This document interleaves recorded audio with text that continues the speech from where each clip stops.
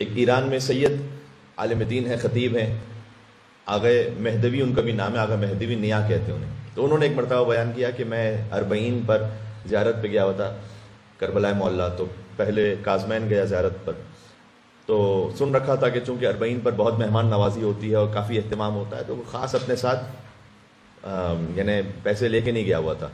تو کہتے ہیں کہ میں نے تھوڑے بہت عراقی دینار ساتھ رکھے تھے جو میرے پاس تھے، اور ایک $100 کی جو ہے نوٹ رکھی ہوئی تھی. اب $100 اگر آپ ایران کی کرنسی کے اعتبار سے دیکھیں تو چونکہ بہت زیادہ ڈی ویلیو ہو گئی ہے تو کافی بڑی رقم بنتی ہے. تو بہرحال $100 میں نے اپنے ساتھ رکھے تھے. کہتے ہیں شاید انشاءاللہ دیکھیں گے پورا ہو جائے گا. اب کہتے ہیں میں کاظمین پہنچا تو حرم امام موسیٰ کاظم علیہ السلام میں، تو وہی میں نے اپنی قبا پہنی ہوئی تھی جس میں وہ $100 رکھے ہوئے تھے. تو میں نے دیکھا کہ ایک شیخ عالم دین، بہت خوبصورت جوان اور بڑے سادہ لباس میں مولا کی زری کے سامنے امام کے مصائب پڑھ رہے ہیں. آپ نے بھی دیکھا ہوگا کئی مرتبہ ایسا ہوتا ہے. تو امام کے مصائب پڑھے تو میں ان کے پیچھے کھڑا ہو گیا مصائب سننے کے لیے، اور میں بھی گریہ کرنے لگا. اور وہ مصائب اس نے کچھ انداز سے پڑھے کہ بہت زیادہ مجھ پر بھی گریہ طاری ہوا. تو میرا دل ہوا کہ میں انہیں کچھ اپنے طور پر ہدیہ دوں. تو کہتے ہیں بس وہ میں نے اپنے پاس سے وہ $100 جو تھے وہ نکالے، اور اس طرح سے کہ محسوس نہ ہو کسی کو.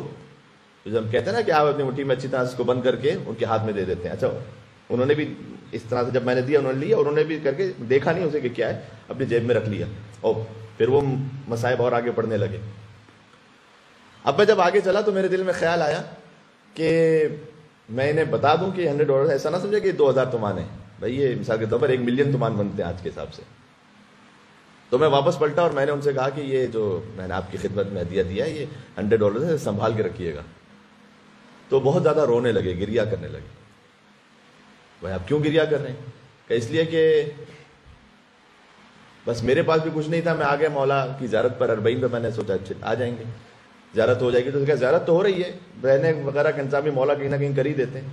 لیکن آج ایران سے میری بیٹی نے مجھے فون کیا اور کہا کہ بابا وہاں گئے تو وہاں کا جو ایک عراقی چادر ہوتی ہے حجاب کے لیے وہ بڑی اچھی ہوتی ہے، تو وہ ساتھ لے کے آئیے گا.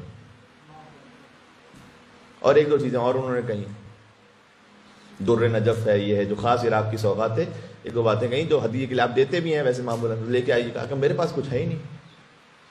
تو جب میری بیٹی کا فون آیا تو میں گیا باب الہوائے امام موسیٰ کاظم کے حرم میں نے کہا کہ مولا میں کیا کہوں، کسی سے کیا مانگوں، میں آپ کی ذریعے کے سامنے کھڑے ہو کے مصائب پڑھتا ہوں بس آپ کے.